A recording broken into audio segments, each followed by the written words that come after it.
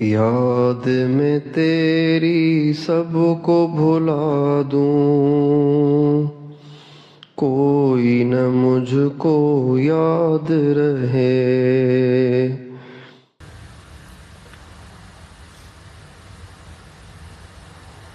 بسم اللہ الرحمن الرحیم۔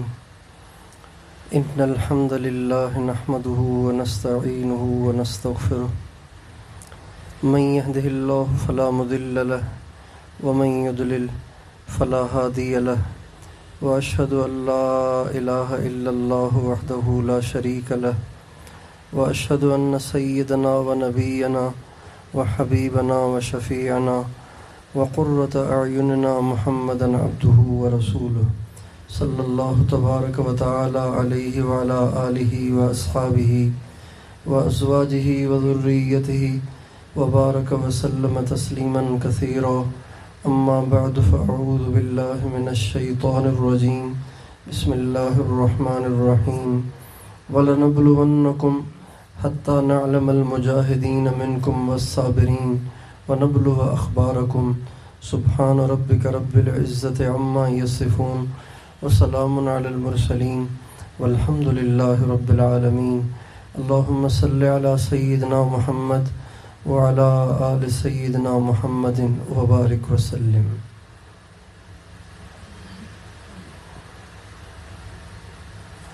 اللہ تعالیٰ نے انسان کو دنیا میں آزمانے کے لیے بھیجا ہے۔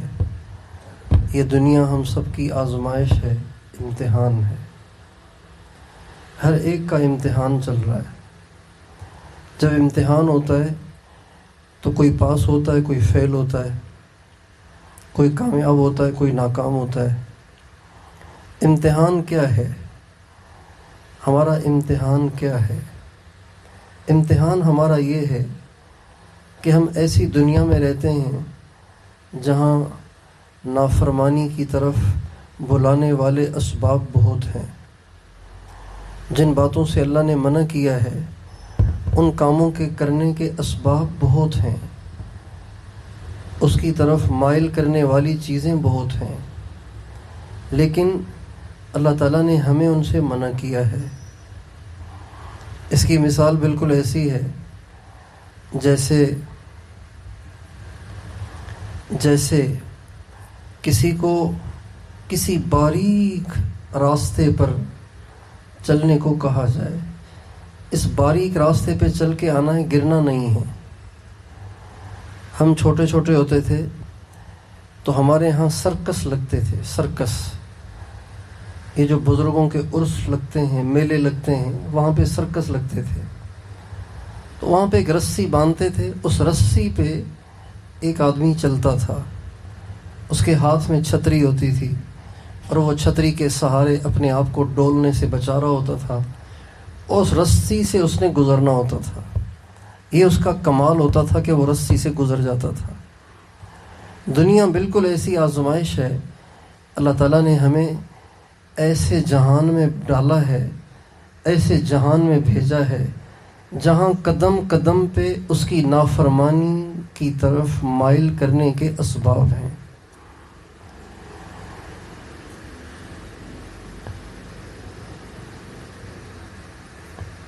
نگاہوں کی نافرمانی کی طرف مائل کرنے والے اسباب ہیں، زبان کی نافرمانی کی طرف مائل کرنے والے اسباب ہیں، شرمگاہ کی نافرمانی کی طرف مائل کرنے والے اسباب ہیں، اور مال اور پیسہ ناجائز طریقے سے کمانے کی طرف مائل کرنے والے اسباب ہیں۔ ایسے ہزاروں اسباب اور سامان ہیں کہ جو چاروں طرف پھیلے ہوئے ہیں، اور یہ سب چیزیں ہمیں نافرمانی کے راستے کی طرف بلاتی ہیں۔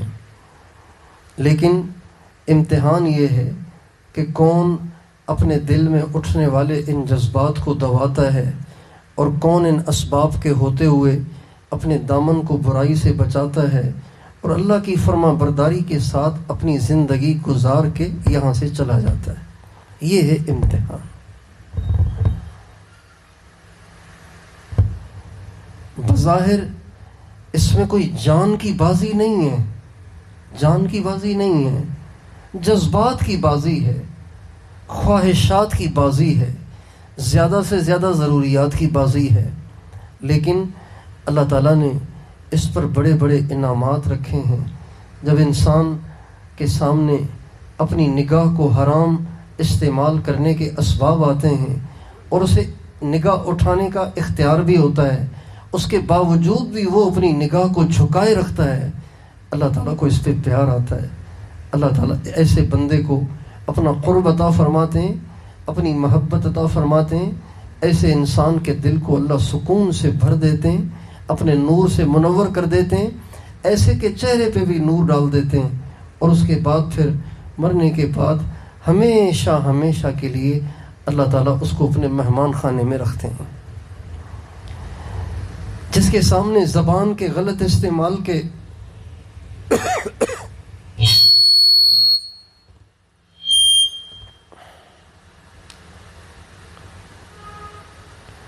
جس کے سامنے زبان کے غلط استعمال کے اسباب آئے، لیکن اس نے اپنی زبان کو تالا لگائے رکھا، اپنے آپ پہ جبر کرتا رہا، نہیں بولنا۔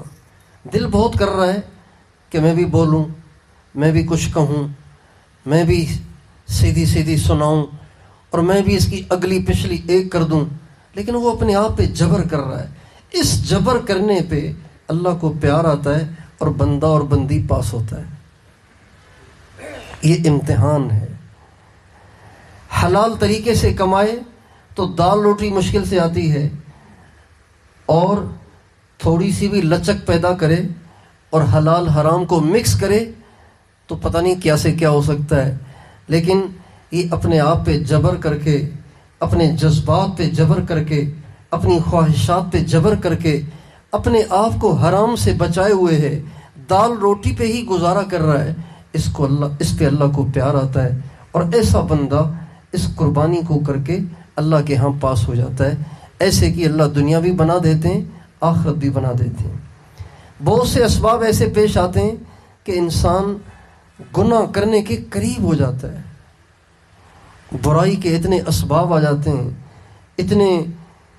اتنے دل کو مائل کرنے والی چیزیں جمع ہو جاتی ہیں کہ انسان کہتا ہے ایک دفعہ کر لو پھر توبہ بھی کر لینا۔ لیکن اس موقع پہ جب انسان اپنے نفس کو کچلتا ہے اور ان تمام آنے والے اسباب کو ٹھکراتا ہے، اپنے دامن کو برائی سے بچا لیتا ہے، تو یہ بندہ پاس ہو جاتا ہے، اور اللہ تعالیٰ اس قربانی کی وجہ سے اس کو اپنا قرب عطا فرماتے ہیں، سکون عطا فرماتے ہیں، زندگی میں اطمینان اور برکت عطا فرماتے ہیں، اور مرنے کے بعد ہمیشہ ہمیشہ کے لیے اس کو اپنے مہمان خانے کا مہمان بناتے ہیں۔ ایک قربانی ہوتی ہے جانور کی، مینڈھا ذبح کر دیا، بڑی بات ہے، خون بہا دیا۔ ایک قربانی ہے بکری کی، بڑی بات ہے، بیل کی بڑی بات ہے، اونٹ کی بڑی بات ہے۔ یہ ساری بڑی قربانیاں ہیں، اور بقرہ عید پہ تو یہ کرنا واجب ہے، اس کے بغیر وہ واجب ادا نہیں ہوتا۔ لیکن یہ جو نفس کی قربانی ہے نا، نفس کی قربانی، نظر اٹھانے کو نفس کرے لیکن نظر کو جھکا کے اپنے نفس کی اس خواہش کو قربان کرے اور اپنے نفس پہ چھری چلائے، یہ قربانی اللہ کو بہت پسند ہے۔ نفلی صدقے کے طور پہ بکری کو ذبح کرنا یہ بھی اللہ کو پسند ہے، واجب نہیں، واجب تو کرنا ہے۔ جو واجب قربانی ہے بقرہ عید پہ وہ تو کرنی ہے، اس کو عقل کے ترازو میں نہیں تولنا چاہیے۔ بہت سے لوگ جب بقرہ عید کے دن قریب آتے ہیں تو ان کو غریبوں کا احساس شروع ہو جاتا ہے، اور ان کو بیواؤں پہ رحم آنا شروع ہو جاتا ہے۔ جب یہ بسنت مناتے ہیں اور اس میں کروڑوں لٹاتے ہیں، اس وقت ان کو غریبوں کے چولہے بجھتے ہوئے نظر نہیں آتے، اس وقت ان کو بیواؤں کے چولہے بجھتے ہوئے نظر نہیں آتے۔ لیکن جب ہمارے نبی کی سنت قربانی آتی ہے، جب ہمارے نبی کے پیارے ابا حضرت ابراہیم کی قربانی کا ٹائم آتا ہے، اس وقت ان کو غریبوں کے چولہے بھی بجھنے نظر آ جاتے ہیں، اور بیواؤں کے چولہے بجھتے ہوئے بھی نظر آ جاتے ہیں، اور پتہ نہیں کیا کیا ان کو شیطان پٹیاں پڑھاتا ہے، پھر وہ اس کو شیئر کرتے ہیں اور لوگوں کی ذہن سازی کرتے ہیں۔ تو جو اللہ کا واجب ہے اسے تو پورا کرنا ہے، سمجھ میں آئے تو بھی، سمجھ میں نہ آئے تو بھی۔ دین کے تو اکثر احکام وہ ہیں جو سمجھ میں ہی نہیں آتے۔ غسل کو لے لیجئے، وضو کو لے لیجئے، یہ سمجھ میں آتا ہے؟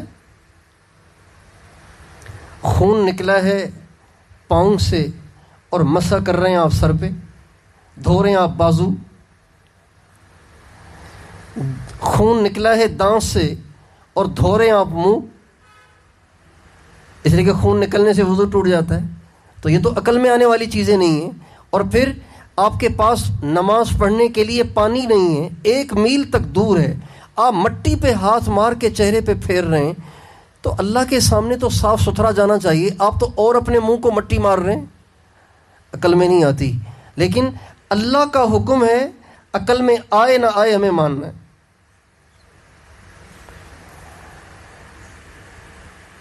اللہ تعالیٰ نے جان کے اپنے بندوں کو ایسے احکام دیے ہیں جو بندے کی چھوٹی سی عقل میں آئیں ہی نہیں، تاکہ وہ صرف بندہ ہونے کا اظہار کرے اور اپنے پروردگار کے سامنے سمجھ میں آئے نہ آئے اطاعت کا مظاہرہ کرے. یہ اللہ چاہتے ہیں. حضرت علی رضی اللہ تعالیٰ عنہ کا ارشاد ہے، لو کان الدین بالرأی، اگر دین کا تعلق عقل کے ساتھ ہوتا تو چمڑے کے موزوں پر تلوے کی طرف مسح کرنے کا حکم ہوتا، اس کی پیٹھ پہ مسح کرنے کا حکم نہ ہوتا. اس لیے کہ موزے کے چمڑے کے موزے جب پہنے جاتے ہیں تو اس کا تلوا میلا ہوتا ہے، اوپر تو میلا نہیں ہوتا، تلوا میلا ہوتا ہے. لہذا جب وضو کیا جائے تو بھئی نیچے سے مسح کیا جائے نا، تاکہ نیچے کا جو مٹی لگی ہوئی ہے وہ صاف ہو جائے. نیچے سے مسح کرنے کا حکم نہیں ہے، اوپر سے مسح کرنے کا حکم ہے. حضرت علی فرماتے ہیں اس سے پتہ چلتا ہے کہ اللہ کی اطاعت میں عقل کو آڑے نہ آنے دیا کرو، بلکہ اللہ جو کہے آنکھیں بند کر کے کر لیا کرو.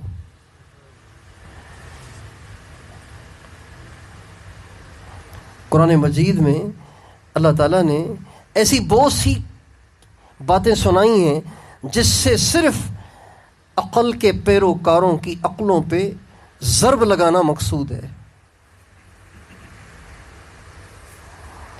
موسیٰ علیہ السلام جا رہے تھے فرعون کے پاس. اللہ تعالیٰ نے فرمایا جاؤ فرعون کے پاس. کہا اللہ میاں کوئی نشانی تو دینا کہ مجھے آپ نے بھیجا ہے. وہ کیسے سمجھاؤں اس کو کہ مجھے اللہ نے بھیجا ہے؟ تو اللہ تعالیٰ نے فرمایا نشانی ہے، تمہارے ہاتھ میں کیا ہے؟ کہ یہ لاٹھی ہے. یہ عصای، یہ میری لاٹھی ہے.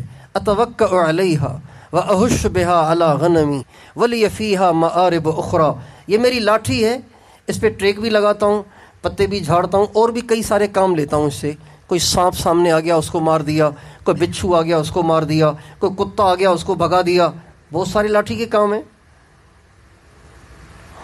تو اللہ تعالیٰ نے فرمایا القہا، موسیٰ اسے ڈال زمین پر. اب جب موسیٰ علیہ السلام نے اس کو زمین پہ ڈالا تو فَإِذَا هِيَ حَيَّةٌ تَسْعَىٰ، وہ دوڑتا ہوا سانپ بن گیا. دوڑتا ہوا سانپ بن گیا. جب وہ دوڑتا ہوا سانپ بن گیا تو اللہ تعالیٰ نے فرمایا موسیٰ دیکھا تیرے رب نے کیا سے کیا کر دیا، اب اس کو پکڑ. تو موسیٰ علیہ السلام ڈرنے لگے، گھبرانے لگے کہ سانپ کو کیسے پکڑوں، یہ تو ڈسے گا. اللہ نے فرمایا نہیں تو اسے پکڑ، دیکھ ہم پھر کیا کرتے ہیں. چنانچہ جو ہی موسیٰ علیہ السلام کا ہاتھ لگا تو لگتے ہی ایک دم وہی اژدہا دوبارہ لاٹھی بن گیا. تو اللہ تعالیٰ نے یہ واضح کر دیا کہ اللہ کا حکم پورا کرتے ہوئے عقل کو استعمال نہیں کرنا چاہیے، جو کہا جائے آنکھیں بند کر کے کیا جائے. جب بنی اسرائیل کو لے کے موسیٰ علیہ السلام چلے نا اللہ کے حکم سے فلسطین کی طرف، تو راستے میں بحر کلزم آتا ہے. مصر سے جب جائیں گے تو راستے میں بحر کلزم آئے گا. راتوں رات نکلے تھے اندھیرے میں. جب روشنی ہوئی وہ تو اندھیرے میں تھے، ٹارچیں نہیں تھیں، لالٹینیں نہیں تھیں، اندھیرے میں جا رہے تھے. بس جس طرح رخ ہوا چلتے چلتے چلے جا رہے ہیں، چلتے چلے جا رہے ہیں. جب اچانک روشنی ہوئی تو دیکھا ارے یہ تو ہم سمندر کی طرف جا رہے ہیں.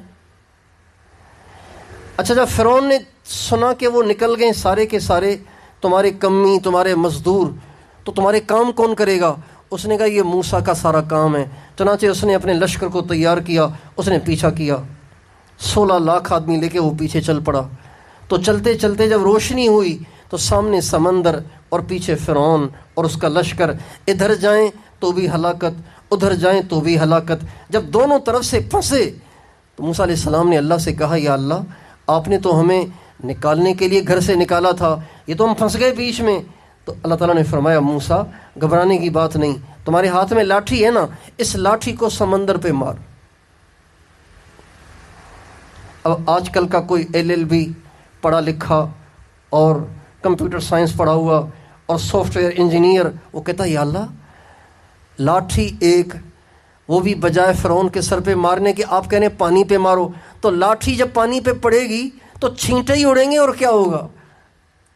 تو مفسرین کہتے ہیں یہ لاٹھی کلزم کی موجوں پہ نہیں تھی، یہ کلزم کے پانی پہ نہیں تھی، یہ عقل کے پرستاروں کی عقل پہ تھی کہ اپنی عقل کو آڑے مت آنے دیا کرو جب اللہ کا حکم آئے۔ چنانچہ جو ہی موسیٰ علیہ السلام نے پانی پہ لاٹھی کو مارا تو ایک دم پانی پھٹنا شروع ہوا اور 12 راستے پانی میں بن گئے، خشک راستے۔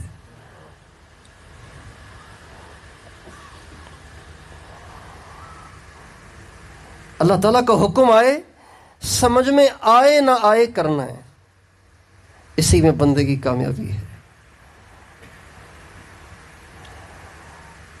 چنانچہ جب انسان قربانی کرتا ہے نا صدقے کے طور پہ، نفلی خیرات اور صدقے کے طور پہ، کوئی بیمار ہے اس کے لیے قربانی کر رہا ہے، اچھی بات ہے۔ یہ جو قربانی کرتا ہے نا، یہ قربانی بھی اللہ کو پیاری ہے، لیکن اس سے زیادہ پیاری قربانی وہ ہے جو ہم اور آپ اللہ کو راضی کرنے کے لیے اپنے نفس پہ چلاتے ہیں۔ نفس پہ جو چھری چلتی ہے نا، اس پہ زیادہ اللہ راضی ہوتا ہے۔ چنانچہ ہمارے نبی کا ارشاد ہے المجاہد من جاہد نفسہ، سب سے بڑا مجاہد وہ ہے جو اپنے نفس کے ساتھ جہاد کرتا ہے۔ تیر تلوار لے کر اور توپ تفنگ لے کر دشمن سے برسرے پیکار ہونا اور کلاشن کوف لے کر اپنے دشمن سے برسرے پیکان ہونا، یہ بھی بڑی قربانی ہے۔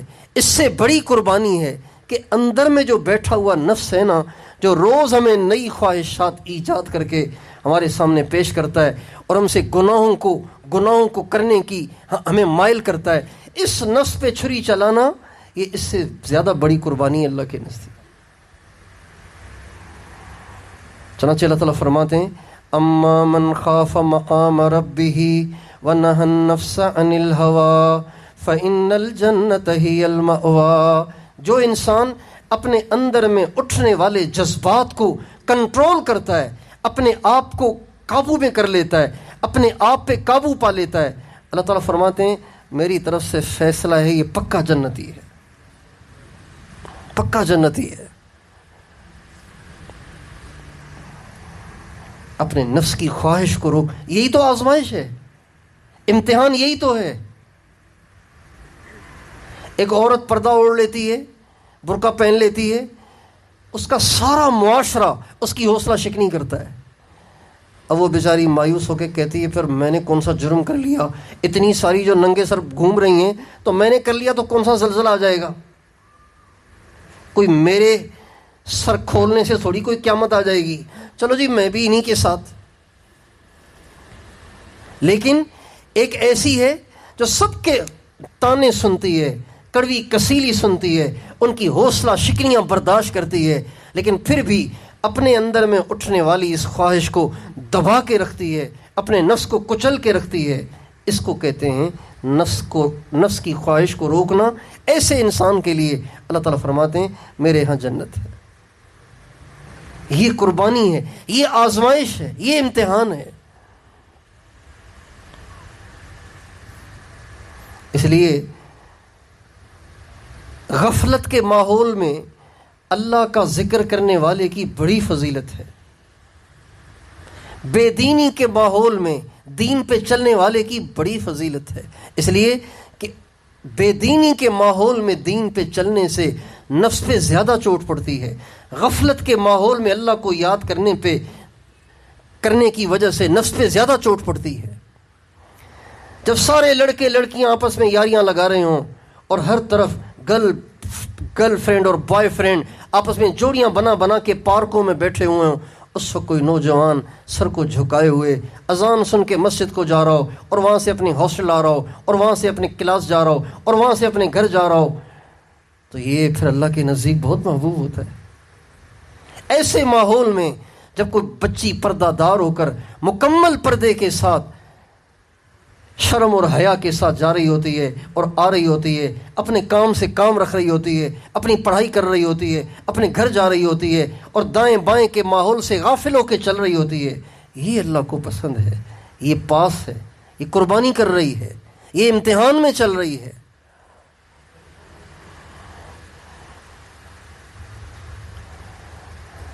نبی کریم صلی اللہ علیہ وسلم کا ارشاد ہے، جب کوئی آدمی بازار میں داخل ہو اور بازار میں داخل ہو کے یہ کلمہ پڑھے، لا الہ الا اللہ وحدہ لا شریک لہ لہ الملک ولہ الحمد یحیی و یمیت وہو حی لا یموت بیدہ الخیر وہو علی کل شیء قدیر۔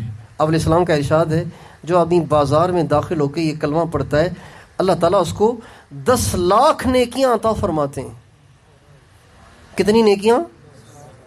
مرد پڑھے چاہے عورت پڑھے، 10 لاکھ نیکیاں دیتے ہیں اور 10 لاکھ درجے بلند کرتے ہیں اور 10 لاکھ گناہ معاف کرتے ہیں، اور جنت میں ایک محل اس کے لیے بن جاتا ہے، صرف اس کلمے کو ایک دفعہ پڑھنے کی وجہ سے 4 انعام ملتے ہیں اس کو، اتنے بڑے بڑے، 10 لاکھ نیکیاں، 10 لاکھ گناہ معاف، 10 لاکھ درجے بلند اور جنت میں ایک محل۔ اور یہ حدیث ضعیف نہیں ہے، اچھی حدیث ہے، پکی حدیث ہے،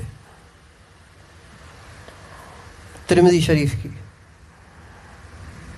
اس پہ طالب علم سوال اٹھاتا ہے کہ چھوٹا سا کلمہ اتنا بڑا اجر، اس کی کیا وجہ ہے؟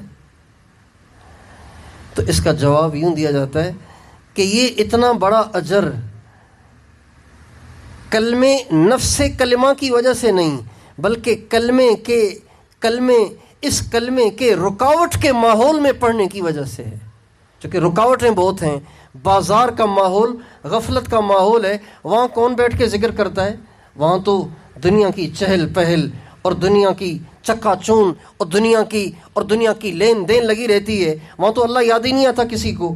ایسے ماحول میں اگر کوئی اللہ کو یاد کر رہا ہے تو یہ واقعی اس انعام کے قابل ہے کہ اس کو لاکھوں میں نیکیاں دی جائیں اور اس کے لاکھوں کی تعداد میں گناہ معاف کیے جائیں اور اس کے درجات بھی بلند کیے جائیں، جنت میں محل بھی بنایا جائے۔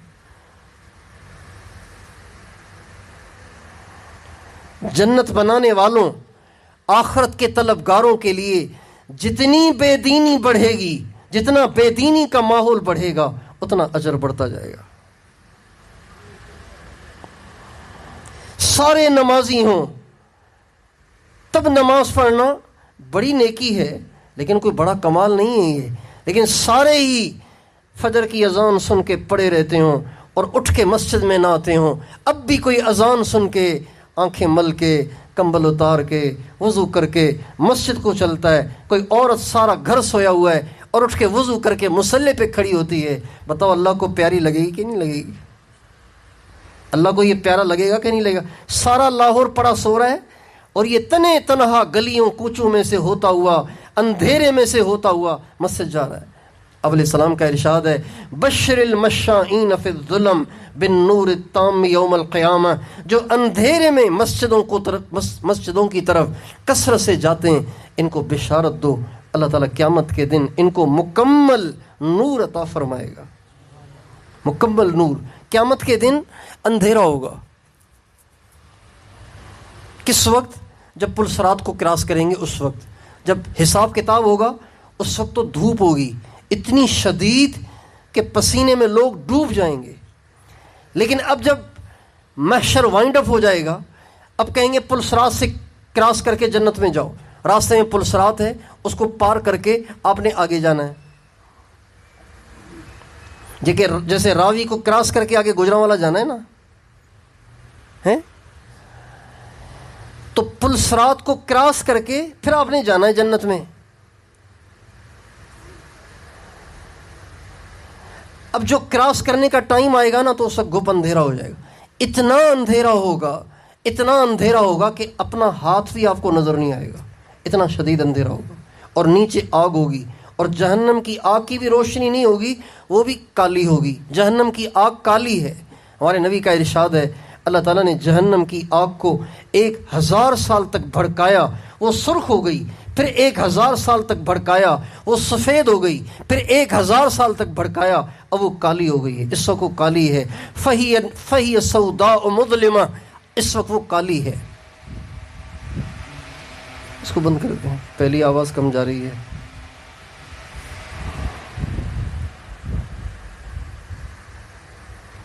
تو آگ بھی کالی اور روشنی کا بھی کوئی انتظام نہیں۔ اب اس وقت ایمان ہر ایک کو روشنی چاہیے ہوگی۔ پل صراط کو پار کرنے والے 2 طبقے ہوں گے، 2 طبقے، ایک مسلمان ایک منافق۔ کافر تو ادھر جائیں گے ہی نہیں، ان کے لیے تو ویسے ہی سیدھا دوزخ کی طرف راستہ بنایا جائے گا۔ جنت کی طرف جو بھیجا جائے گا وہ مسلمانوں کو، اس میں گناہ گار بھی ہوں گے، نیکوکار بھی ہوں گے، منافق بھی ہوں گے، چونکہ وہ اپنے آپ کو ظاہر کرتے تھے کہ ہم مسلمان ہیں، لیکن پکے ایمان والوں کے پاس تو زبردست نور ہوگا، دل میں ایمان کی روشنی ہوگی، وہ نکل کے باہر آ جائے گی اور اس کی روشنی میں وہ جا رہے ہوں گے۔ اور بعض ایسے ہوں گے، مسلمان تو ہوں گے لیکن ان کے پاس روشنی تھوڑی ہوگی، کافی نہیں ہوگی، وہ پریشان ہوں گے، یا اللہ کیا ہوگا، کہیں پھسل نہ جائیں، کہیں الجھ نہ جائیں، کہیں گر نہ جائیں، کہیں مارے نہ جائیں، اسی کشمکش میں پریشانی میں ہوں گے۔ اور جو منافقین ہوں گے ان کے پاس تو کچھ ہوگا ہی نہیں۔ اب جب وہ دیکھیں گے ایمان والوں کے پاس نور تو وہ منافقین مسلمانوں سے کہیں گے، او یار آپ کے پاس روشنی ہے، کچھ ہمیں بھی تو دے دو، کم از کم اپنے ساتھ تو لے چلو۔ تو وہ کہیں گے یہ روشنی یہاں نہیں ملتی، یہ دنیا سے لانی پڑتی ہے، ہم بھی وہاں سے لائے ہیں، اگر تمہیں چاہیے تو واپس جاؤ وہاں سے لے کے آؤ۔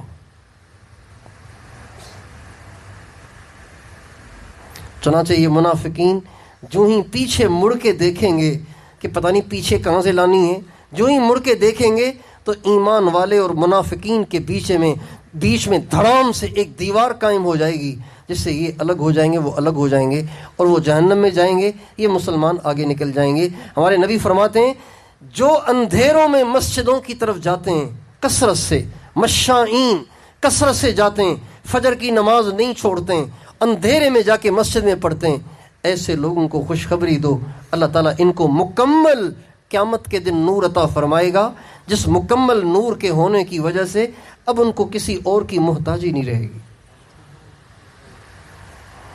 بن نور تام یوم القیامہ، مکمل نور ملے گا ان کو۔ بعض ایمان والے ایسے ہوں گے جنہوں نے اپنے ایمان کی حفاظت کی ہوگی۔ ایمان کی بھی حفاظت کرنی پڑتی ہے، جب انسان گناہ کرتا ہے تو ایمان کی روشنی کم ہوتی ہے، جتنے زیادہ کرے گا اتنی روشنی کم ہوگی، جتنے زیادہ کرے گا اتنی روشنی کم ہوگی، اور جتنی اپنے ایمان کی حفاظت کرے گا اور مزید اعمال کر کے اس کو بڑھائے گا اتنا بڑھتا جائے گا۔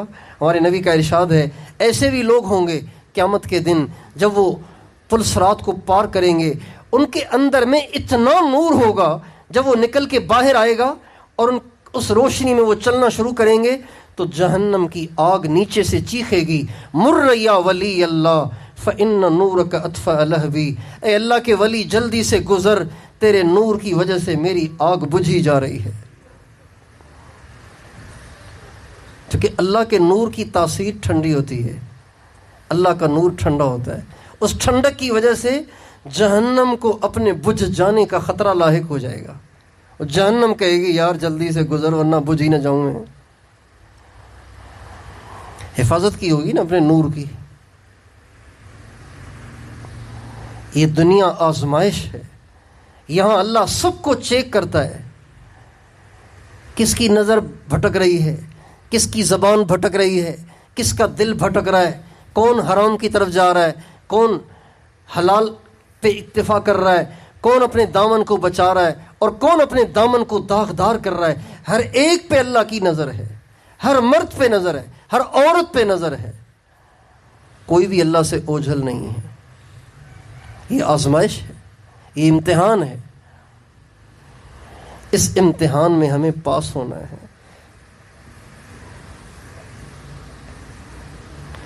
اللہ تعالیٰ نے اس امتحان میں اپنے بندوں اور اپنی بندیوں کی آسانی کے لیے لچک بھی رکھی ہے، لچک بھی رکھی ہے۔ لچک یہ رکھی ہے کہ اگر کسی سے غلطیاں ہو گئی ہیں، اب اس کو احساس ہو رہا ہے کہ یار میں نے تو ٹھیک نہیں کیا، اللہ کے ساتھ یوں کیا ہے، میں نے اپنے پروردگار کے ساتھ یوں کیا ہے، اپنے پروردگار کی نافرمانیاں کی ہیں، اب احساس ہو رہا ہے۔ اب اگر اسے احساس ہو گیا ہے اور وہ سچے دل کے ساتھ اللہ تعالیٰ سے عہد و پیمان کر کے پچھلے گناہوں کی معافی مانگ کے آگے صحیح چلنے کا عزم کر لیتا ہے، تو اللہ تعالیٰ فرماتے ہیں آج تک تجھ سے جو کچھ غلط ہوا میں آپ کو معاف کرتا ہوں۔ یہ اللہ کے ہاں لچک ہے۔ دنیا کے امتحانوں میں لچک نہیں ہے، دنیا کے امتحانوں میں لچک نہیں ہے۔ اگر آپ غلط جواب لکھ کے آگے ہیں پیپر میں اور باہر آنے کے بعد آپ کو خیال آئے او ہو وہ سوال تو میں نے غلط لکھا ہے، اب آپ چلے گئے پیپر جو جمع کر رہا تھا اس کے پاس، یار آپ مجھے تھوڑی دیر کے لیے پیپر دے دیں گے، میں اس میں کریکشن کر لوں؟ وہ کہے گا جاؤ اپنا کام کرو۔ لیکن اللہ کے ہاں ایسے نہیں ہے۔ اللہ تعالیٰ کے ہاں جب کوئی توبہ کر لے چاہے اس نے سارا ہی پیپر کالا کیا ہو، سارے ہی سوالوں کے جواب غلط لکھے ہوں، لیکن اب اگر اس نے توبہ کر لی تو اللہ تعالیٰ اسے معاف کر دیتے ہیں اور اس کو اس پر اجر بھی عطا فرماتے ہیں، لیکن شرط یہ ہے کہ آئندہ نہ کرنے کا عزم بھی ہو۔ اب علیہ السلام کا ارشاد ہے کہ اللہ تعالیٰ حدیث قدسی میں فرماتے ہیں یا عبادی، اے میرے بندو، کلکم خطاؤن، تم سب کے سب سے کوتاہیاں ہوتی رہیں گی۔ خطاؤن کا مطلب ہے تم سے کوتاہیاں ہوتی رہیں گی، چھوٹی موٹی غلطیاں تم سے ہوتی رہیں گی۔ وَخَيْرُ الْخَطَّائِينَ التَّوَّابُونَ، اور سب سے اچھا خطا کار وہ ہے جب ہو جائے تو پھر وہ توبہ کر لے اور آئندہ نہ کرنے کا عزم کر لے، یہ ہے سب سے اچھا خطا کار۔ ہمارے استاد صاحب نے ایک دفعہ بڑی اچھی مثال دی توبہ کی۔ فرمانے لگے کہ یہ جو لمبے روٹ کی کوچیں ہوتی ہیں نا، یا ٹرک ڈرائیور ہوتے ہیں، ساری رات چلتے ہیں بیچارے، تو کبھی نسوار سے اپنی نیند بھگانے کی کوشش کرتے ہیں، کبھی چائے سے بھگانے کی کوشش کرتے ہیں، کبھی گھٹکے اور چھالیے سے اپنی نیند بھگانے کی کوشش کرتے ہیں، اور کبھی الٹی سیدھی کیسٹیں لگا کے اپنی نیند کو بھگاتے ہیں۔ میں نے ایک ٹرک ڈرائیور سے پوچھا، میں نے کہا آپ تو پٹھان ہیں، تو آپ نے ہمارے سندھی گویے کے گانے کیوں لگائے ہوئے ہیں بھائی؟ تو آپ کی زبان تو پشتو ہے، آپ سندھی تو سمجھتے نہیں۔ کہا اس کی آواز ایسی ہے، اس سے ہمارا نیند بھاگتا ہے۔ تو یہ ساری رات چلاتے ہیں نا گاڑیاں، تو اپنی نیند کو بھگانے کے لیے یہ مختلف اسباب اختیار کرتے ہیں۔ اس کے باوجود بھی اگر کسی کو آنکھ لگ جائے اور پھر اسے اچانک ہوش آ جائے تو کیا خیال ہے، دوبارہ سونے کا پروگرام ہوتا ہے اس کا؟ کوچ کا ڈرائیور ہے اور 120 کی اسپیڈ سے دھواں دھار بھگائے لے کے جا رہا ہے، اچانک آنکھ لگ گئی، لیکن چونکہ موٹر وے خالی تھا تو کسی سے ٹکر تو نہیں ہوئی، لیکن گاڑی جو یوں ہلی نا تو ایک دم اس کی آنکھ کھلی، اور شکر کریں نا، شکر ہے یا اللہ آنکھ کھل گئی، اور جا کے کسی میں مارتا تو میں بھی مرتا، ان کو بھی مارتا، کتنا بڑا حادثہ پیش آ جاتا۔ اب جو اس کی آنکھ کھلی ہے نا، اس کو اتنا اندر میں جھٹکا لگا ہے کہ کئی گھنٹے تک اس کو نیند کا خیال بھی نہیں آئے گا، چائے وائے پینے کی ضرورت نہیں ہے اب اس کو۔ تو فرمانے لگے اس کو کہتے ہیں توبہ۔ جھٹکا لگا اور آنکھ جو کھلی تو اب دوبارہ سونے کا کوئی پروگرام نہیں۔ اسی طرح مومن ہوتا ہے، اس طرح مومنہ ہوتی ہے، جب اس سے کوتاہی ہو جاتی ہے تو فوراً اسے ہوش آ جاتا ہے، یہ رو دھو کے اپنی کمیاں اللہ سے دھلوا دیتے ہیں، اور ان کے آئندہ کرنے کا ان کا عزم نہیں ہوتا، بلکہ آئندہ نہ کرنے کا عزم ہوتا ہے۔ تو دنیا آزمائش ہے، امتحان ہے، یہاں نافرمانی کے بڑے اسباب ہیں اور نافرمانی کی طرف مائل کرنے والے بڑے سامان ہیں، اس کے باوجود بھی اپنے آپ کو نافرمانی سے بچائے رکھنا، اللہ کی اطاعت میں زندگی گزارنا اور بندہ اور بندی بن کے زندگی گزارنا، یہ اللہ کو پسند ہے، یہ ہمارا امتحان ہے۔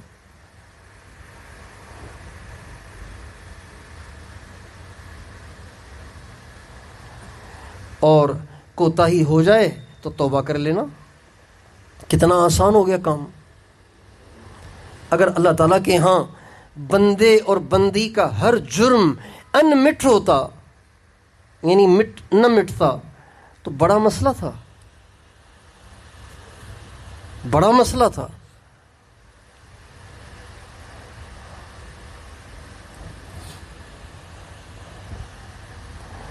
پاکستان میں بعض جرائم ایسے ہیں کہ جن جرائم کے بعد بندہ نااہل ہو جاتا ہے، بھئی اب یہ نااہل ہو گیا۔ اللہ تعالیٰ کے ہاں کوئی جرم ایسا نہیں جس میں بندہ نااہل ہو جائے۔ اللہ تعالیٰ کے آئین میں ایسا جرم ہے ہی نہیں، چاہے دنیا کے سارے خدائی کا دعویٰ بھی کر لیا ہو نا، تب بھی یہ نااہل نہیں، توبہ کرے تو یہ بھی معاف ہو جائے گا۔ فرعون نے کہا انا ربکم الاعلی، میں ہی دنیا کا سب سے بڑا رب ہوں۔ اللہ نے 2 نبی بھیج دیے، اذهبا الى فرعون انه طغى، اے موسیٰ، اے ہارون، جاؤ فرعون کے پاس، وہ سرکشی پہ آ گیا ہے۔ وقولا له قولا لینا لعله يتذکر او یخشی، اور اے موسیٰ، اے ہارون، ذرا نرم بات کرنا، نرم، سختی نہیں کرنا کہ تو ایسا ہے ویسا ہے، کافر ہے، فاسق ہے، فاجر ہے، یوں نہ کہنا، نرمی سے بات کرنا۔ لعلہ یتذکر او یخشی، تم نرمی سے بات کرو گے، امید ہے تمہاری بات کا اس پہ اثر ہوگا، اور اثر ہوا بھی، لیکن اس کم بخت حامان نے اسے مروا دیا۔ یہ جو بڑے بڑے ہوتے ہیں نا، ان کو مروانے والے پاس والے ہی ہوتے ہیں۔ کئی موقعوں پہ فرعون متاثر ہو گیا تھا، ساتھ والوں نے مروا دیا۔ ارے آپ تو ہمارے خدا ہیں، آپ کیوں گھبرا رہے ہیں؟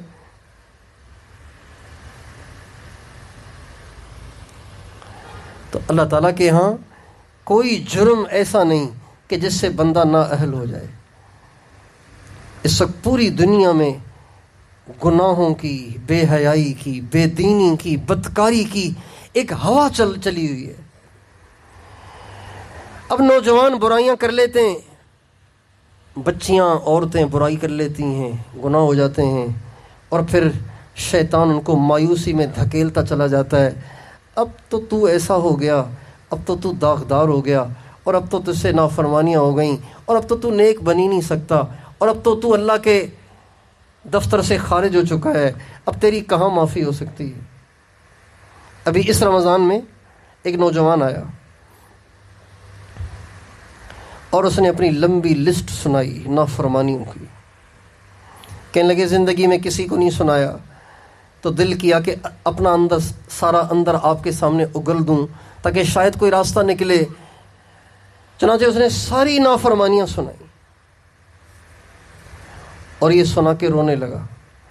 کہنے لگا پچھلے رمضان کی کوئی رات میری بدکاری سے خالی نہیں ہے، ایک رات بھی رمضان کی میری برائی سے خالی نہیں ہے، میں تو ایسا ہوں۔ یہ کہہ کے رونے لگا، کہنے لگا کہ میری معافی ہو سکتی ہے؟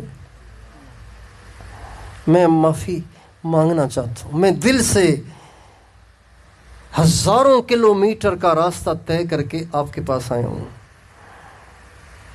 ہزاروں کلومیٹروں کا راستہ طے کر کے آیا ہوں، اس امید پہ کہ میری معافی ہو سکتی ہے، کوئی راستہ بتائیں نا مجھے۔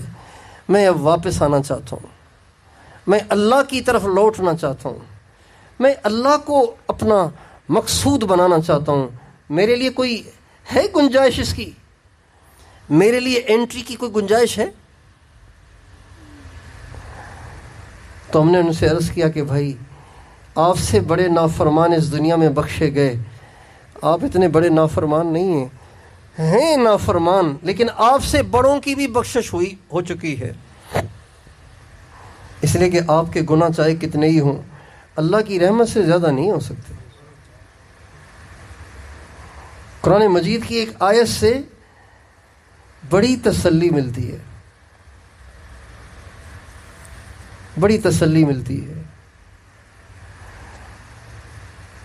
اللہ تعالیٰ فرماتے ہیں ان رحمتی وسعت کل شیء، میری رحمت میں سب کچھ سما سکتا ہے۔ وسعت کل شیء کا مطلب یہ ہے میری رحمت میں سب کچھ سما سکتا ہے۔ کیا مطلب؟ ساری دنیا کے 7.5 ارب انسان اگر فرعون بن جائیں اور توبہ کر لیں تو میری رحمت میں ان سب کو دھونے کی بھی گنجائش ہے۔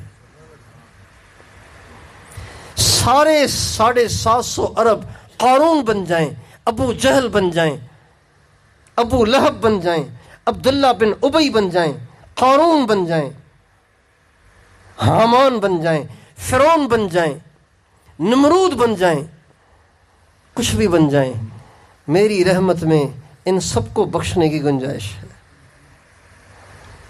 ان سب کو بخشا جانا ناممکن نہیں، ان سب کا بخشا جانا ناممکن نہیں، یہ بھی ممکن امر ہے، ممکن بات ہے۔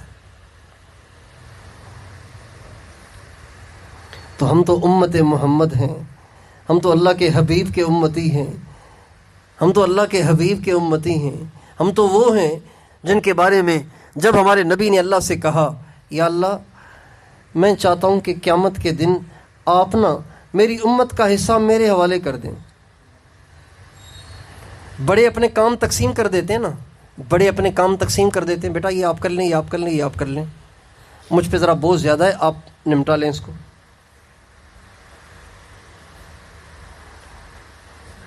تو آپ میری امت کا حساب قیامت کے دن میرے حوالے کر دیں۔ تو اللہ تعالیٰ نے پوچھا کیوں؟ فرمایا اس لیے تاکہ میری امت اوروں کے سامنے رسوا نہ ہو۔ آپ محشر میں امتحان لیں گے اور ان کے جب پول کھلیں گے تو یہ تو رسوا ہو جائیں گے، تو جب امت رسوا ہوگی تو یہ نبی ہی کی ہے۔ جب کسی کلاس کے بچے فیل ہوتے ہیں تو اس کے ٹیچر کی رسوائی ہوتی ہے کہ نہیں ہوتی؟ کیا پڑھایا آپ نے بھائی؟ یہ دیکھو یہ اتنے سارے بچے فیل ہو گئے آپ کی کلاس کے، تو یا اللہ میری امت رسوا نہ ہو، حساب مجھے دے دے۔ اللہ تعالیٰ نے فرمایا میرے محبوب تو اپنی امت کی اوروں کے سامنے رسوائی نہیں چاہتا، میں تو تیری امت کی تیرے سامنے بھی رسوائی نہیں چاہتا۔ میں تو چاہتا ہوں کہ اوروں کے سامنے تو رسوا نہ ہو، تیرے سامنے بھی رسوا نہ ہو۔ ان کا ایسے حساب لیا جائے کہ اوروں کو تو کیا پتہ چلے، تجھے بھی پتہ نہ چلے کہ تیرے امتیوں نے کیا گل کھلائے ہیں۔ میں تو چاہتا ہوں کہ تجھے بھی پتہ نہ چلے، اس لیے کہ تجھے بھی تو دکھ ہوگا اور تو بھی تو میرا محبوب ہے، تیرا دکھ بھی تو مجھے گوارا نہیں ہے، اس لیے میں چاہتا ہوں کہ تجھے بھی پتہ نہ چلے۔ ہم تو امت محمد ہیں، ہم تو سارے نبیوں میں سب سے زیادہ اللہ کے پیارے کے امتی ہیں، تو اللہ ہمیں معاف نہیں کرے گا؟ جب ہم سچی توبہ کریں گے، اللہ کے سامنے جھکیں گے، اللہ کے سامنے روئیں گے، گڑ گڑائیں گے، اپنے گناہوں کا اقرار کریں گے، تو اللہ ہمیں ضرور معاف کریں گے۔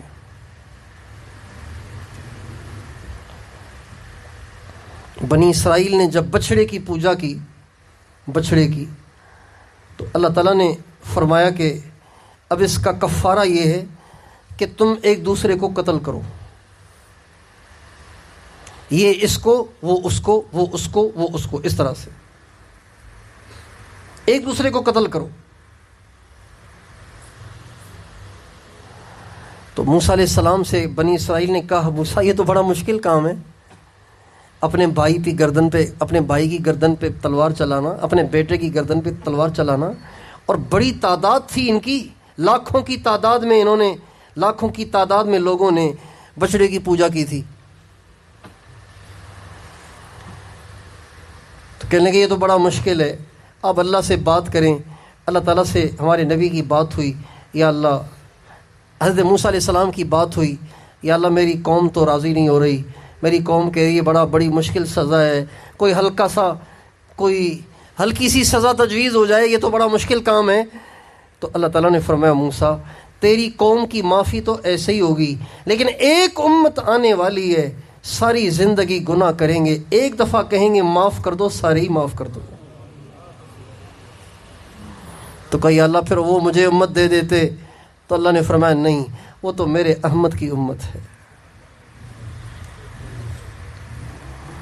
قل یا عبادی الذین اسرفوا علی انفسہم لا تقنطوا من رحمت اللہ ان اللہ یغفر الذنوب جمیعا انہ هو الغفور الرحیم.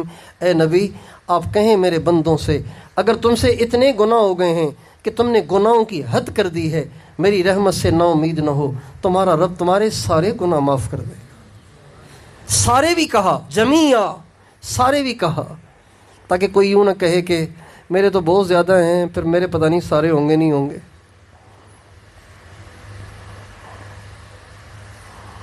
دوستو ہم تو محبوب کے لوگ ہیں.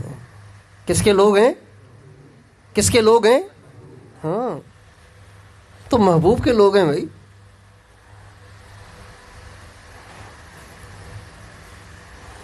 بھائی یہ ایم پی اے کا آدمی ہے، یہ ایم این اے کا آدمی ہے،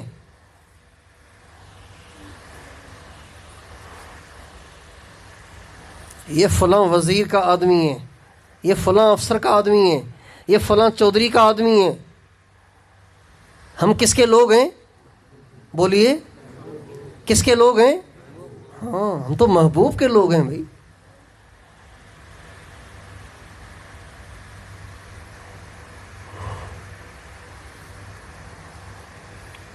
اگرچہ نام ہی سے ہیں لیکن ہیں تو انہی کے. ہمیں اس پہ فخر ہے کہ ہم اپنے آپ کو محمدی کہتے ہیں، اپنے آپ کو حضرت محمد صلی اللہ علیہ وسلم کا امتی کہتے ہیں. ایک بزرگ ہیں حضرت قاضی ایاز رحمۃ اللہ علیہ، بہت پرانے بزرگ ہیں، کوئی آج سے 1100 سال پہلے کے بزرگ ہیں. انہوں نے ہمارے نبی کی سیرت پہ ایک کتاب لکھی، اس کا نام ہے الشفا. انہوں نے ایک عجیب شعر لکھا ہے. وہ فرماتے ہیں کہ تیرا امتی ہونے کی وجہ سے میں اتنا اونچا ہو گیا ہوں کہ ایسے لگتا ہے کہ سریا بھی میرے قدموں کے نیچے آ گیا ہے. سریا ستارہ بھی میرے قدموں کے نیچے روندا جا رہا ہے. تیرا امتی ہونے کی وجہ سے میں اتنا بلند ہو گیا ہوں.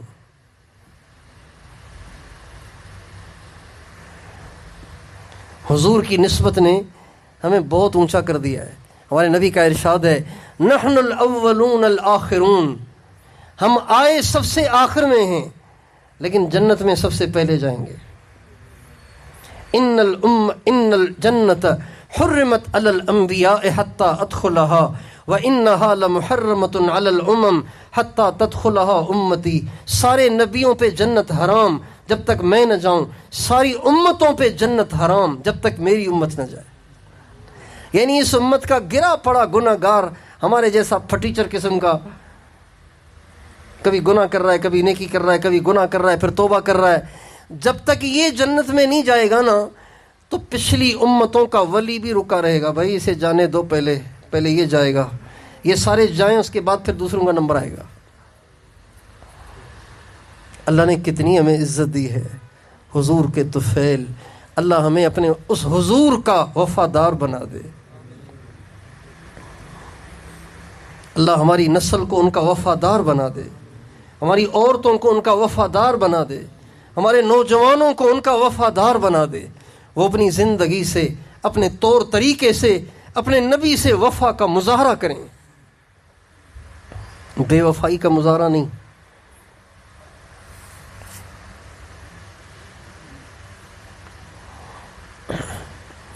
جو نوجوان رات کو ننگی فلمیں دیکھتے ہیں یہ سب حضور کے بے وفا ہیں. جو عورتیں مردوں سے رابطے میں ہیں یہ سب حضور سے بے وفا ہیں. جو حرام حلال کی تمیز نہیں کرتے، یہ سب حضور سے بے وفا ہیں. ان کو حضور نے ساری بات سمجھائی ہے، یہ نالائق پھر بھی ایسے کر رہے ہیں. جن عورتوں نے سروں سے برقعے اتار لیے، یہ سب حضور سے بے وفائی کی مرتکب ہیں. جن نوجوانوں نے داڑیاں منڈا دیں، یہ سب حضور سے بے وفائی کے مرتکب ہیں. اللہ ہمیں اپنے نبی کا وفادار بنا دے.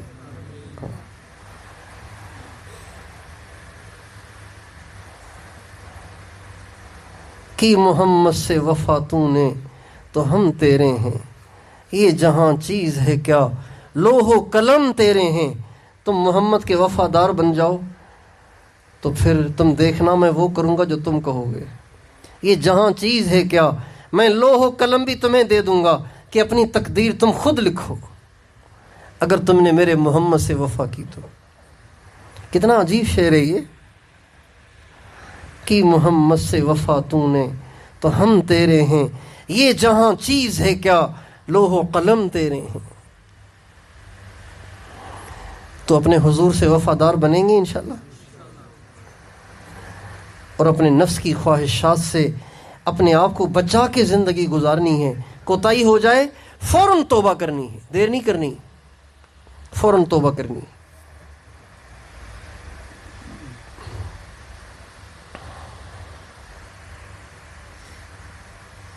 پاؤں میں کانٹا چبھ جائے تو یوں کہتے ہیں چلو شام کو نکال لیں گے، ابھی ٹائم نہیں ہے.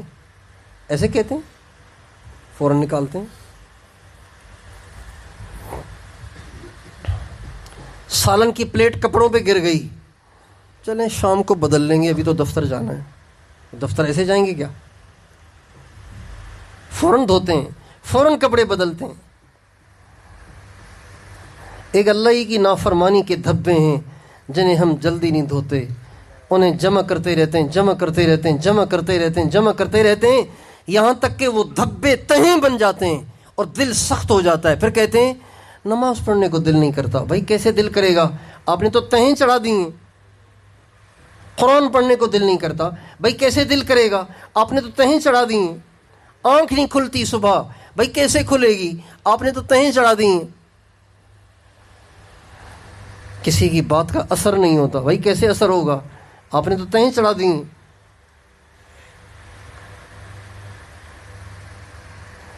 فَإِنَّهَا لَا تَعْمَى الْأَبْصَارُ وَلَكِنْ تَعْمَى الْقُلُوبُ الَّتِي فِي الصُّدُورِ. اللہ تعالیٰ فرماتے ہیں آنکھوں کا اندھا پن نہیں، اصل اندھا پن دل کا اندھا پن ہے کہ انسان اپنے پروردگار کو نہیں جانتا، پروردگار کو نہیں سمجھتا. بڑا آئے تو ایک دم سکڑ جاتا ہے. باپ آ گیا، باس آ گیا، ایم پی صاحب آ گئے، ایم این اے صاحب آ گئے، چودھری صاحب آ گئے، اور اللہ کے سامنے کھڑے ہوئے ہیں، کھجا بھی رہے ہیں، مستیاں بھی کر رہے ہیں، اور ادھر ادھر کے حساب کتاب بھی لگا رہے ہیں. اذان سن کے آ ہی نہیں رہے. اس کو کہتے ہیں دل کا اندھا ہونا. اللہ تعالی ہمیں اس دنیا کے امتحان میں پاس کرے. بڑا مشکل ہے.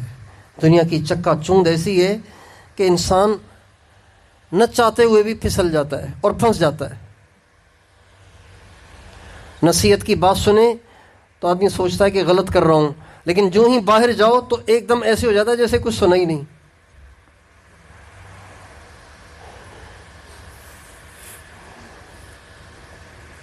اللہ تعالیٰ سے رو رو کے مانگنا چاہیے.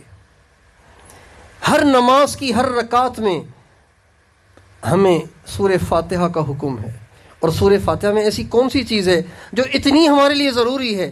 وہ اہدنا الصراط المستقیم ہے.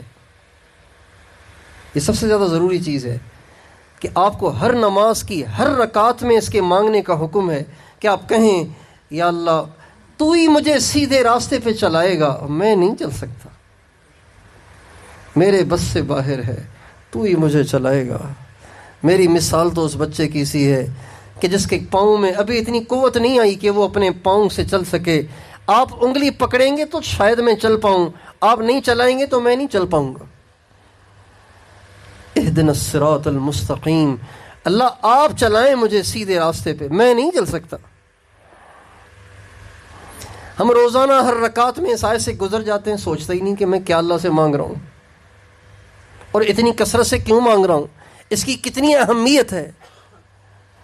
اللہ تعالیٰ سے اس کو مانگیں، یا اللہ آپ نے مجھے اتنی بڑی آزمائش میں ڈال دیا ہے، جس دور میں آپ نے مجھے پیدا کیا ہے ہر طرف بے حیائی ہے، انٹرنیٹ کا زمانہ ہے، ساری دنیا کھل کر سامنے آ گئی ہے، میں اپنی نگاہوں کو بچاؤں تو کیسے بچاؤں، اپنی زبان کو بچاؤں تو کیسے بچاؤں، اپنے دل کو بچاؤں تو کیسے بچاؤں، آپ ہی مجھے بچائیں گے، میں نہیں بچ سکتا۔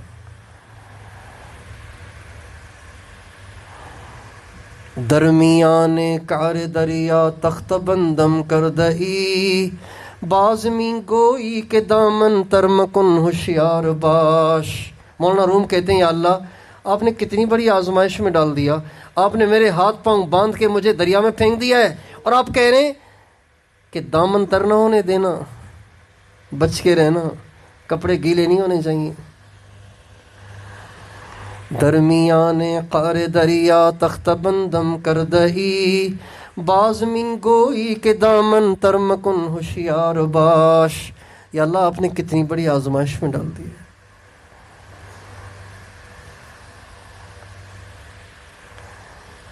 نظر بچاؤں تو کہاں، دائیں دیکھوں تو بھی نافرمانی ہو جاتی ہے، بائیں دیکھوں تو بھی نافرمانی ہو جاتی ہے، آگے دیکھوں تو بھی نافرمانی ہو جاتی ہے، پیچھے دیکھوں تو بھی، اوپر دیکھوں تو بھی۔ ابھی آپ کی سڑکوں پہ ہر کھمبے پہ کیمرے لگے ہوئے ہیں، اسکرین لگے ہوئے ہیں، عورتیں ناچ رہی ہیں، کوئی موٹر سائیکل بیچ رہی ہے، کوئی شیمپو بیچ رہی ہے، کوئی صوفے بیچ رہی ہے، کوئی موبائل بیچ رہی ہے، کوئی کریم بیچ رہی ہے، کوئی کپڑے بیچ رہی ہے۔ 1 کلومیٹر طے کرتے ہیں آپ تو بیچ میں 15-20 کھمبے آ جاتے ہیں، اور 15-20 اسکرین ان کے پاس سے آپ کو گزرنا پڑتا ہے۔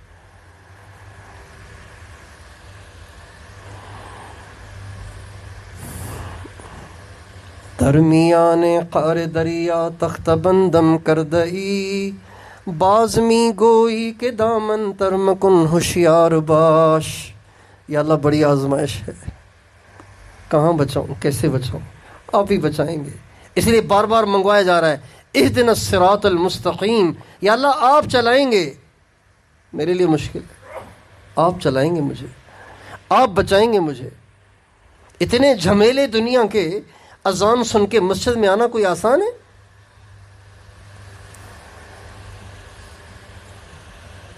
3-3 4-4 بجے تک جو ٹک ٹاک دیکھتے ہوں، تو فجر میں اٹھنا کوئی آسان ہے؟ حرام سائن کرنے پہ کروڑوں روپے اکاؤنٹ میں جمع ہوتے ہوں، تو اس وقت انکاری ہو کے سچ پہ ڈٹ جانا اور کروڑوں کی قربانی بھی دینا اور جان کی دھمکیاں بھی سننا، اپنے آپ کو خطرے میں ڈالنا، یہ کوئی آسان کام ہے؟ سائن نہیں کرو گے نہیں چھوڑیں گے، کرو گے کروڑوں جائیں گے اکاؤنٹ میں۔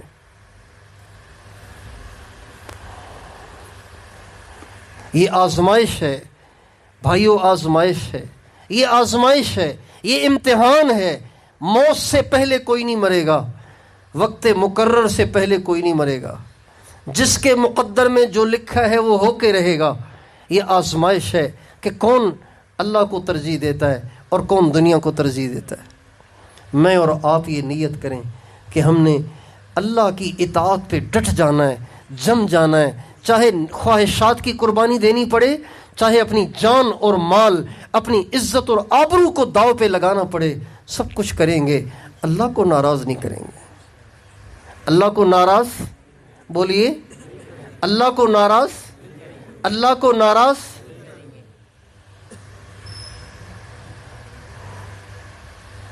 یا اللہ میں آپ کو ناراض نہیں کروں گا، دنیا ہوتی ہے تو ہوتی رہے، آپ کو ناراض نہیں کروں گا۔ بھائیو اس میں اتنا مزہ ہے کچھ نہ پوچھو۔ جب انسان اللہ کی نافرمانی پہ اکسانے والے اسباب میں گر جاتا ہے اور اس وقت اللہ پاک سے عہد و پیمان کرتا ہے اور اللہ پاک سے محبت کا مظاہرہ کرتا ہے اور اللہ پاک سے کہتا ہے یا اللہ یہ اسباب سب اس لیے ہیں کہ میں تجھ سے دور ہو جاؤں، لیکن میں نے بھی ٹھانی ہوئی ہے، میں نے تجھے نہیں چھوڑنا، بس تو مجھے نہ چھوڑنا، تو میری مدد کرنا، تو میرا دامن تھامے رکھنا، تو میرا ہاتھ پکڑے رکھنا، میں نے نہیں چھوڑنا تجھے۔ اس وقت انسان اللہ پاک کے اتنا قریب ہو جاتا ہے کہ جیسے اللہ کی باہوں میں ہوتا ہے۔ اللہ تعالی ہمیں ایسے جمع رہنے کی توفیق عطا فرمائے، پچھلی کوتاہیوں پہ توبہ طائب ہونے کی توفیق عطا فرمائے۔ وآخر دعوانا ان الحمد للہ رب العالمین۔ رمضان کا مہینہ ہے، یہ اللہ کو منانے اور گناہوں کو بخشوانے، اللہ کی رحمت کو لینے اور اپنے لیے اچھی توفیق کے حاصل کرنے کا بہت بڑا چانس ہے، موقع ہے۔ اس میں ہم اللہ تعالیٰ سے توفیق وصول کر لیں، توفیق ساتھ ہو جاتی ہے نا، پھر کام آسان ہو جاتے ہیں۔ جن کو توفیق ملی ہوئی ہے وہ رات کو 3 بجے اٹھ جاتے ہیں اور روتے رہتے ہیں، اللہ کے سامنے پڑے رہتے ہیں، قرآن پڑھتے رہتے ہیں، ذکر کرتے رہتے ہیں، عجیب ان کے دل کی کیفیت ہوتی ہے۔ اور جنہیں توفیق نہیں ہے وہ ساری رات بھی سو کے فجر میں بھی نہیں اٹھتے، توفیق نہیں ہے۔ اللہ تعالیٰ سے اس رمضان کے مبارک مہینے میں توفیق وصول کریں، اتنی چارجنگ لیں اللہ سے کہ سارا سال پھر ہماری بیٹری چلتی رہے۔ کوشش کریں گے انشاءاللہ۔ ابھی رمضان کا مہینہ آخری عشرہ آئے گا نا، اس میں اعتکاف ہوگا،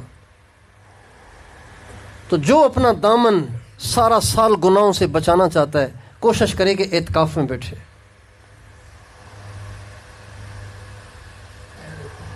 اپنے محلے کی مسجد میں بھی بیٹھ سکتے ہیں، کسی اللہ والے کی صحبت میں بھی جا کے بیٹھ سکتے ہیں، کسی اللہ والے کی صحبت میں جا کے بیٹھ جائے، اس کے ساتھ رہیں گے، یہ 10 دن گزاریں گے تو ان کے پاس رہنے کی برکت سے جو رحمتیں ان پہ اتریں گی اس کی برکت سے ہمارے اوپر بھی اتر جائیں گی۔ اللہ تعالیٰ توفیق دے تو معہد الفقیر جھنگ میں اعتکاف ہوتا ہے، وہاں چلے جائیں، یہاں لاہور میں آس اکیڈمی میں ہوتا ہے وہاں چلے جائیں، اور یہاں عبداللہ مسجد میں ہمارے ساتھی یہاں اعتکاف کریں گے، ابھی یہاں آپ کے پاس ہی والٹن میں، وہاں اعتکاف میں بیٹھ جائیں، اعتکاف میں بیٹھیں تاکہ سارا سال گناہوں سے بچنے کے لیے ہم اپنی بیٹری میں پاور جمع کریں۔ کوشش کریں گے، اللہ تعالیٰ توفیق عطا فرمائے۔ وآخر دعوانا ان الحمد للہ رب العالمین۔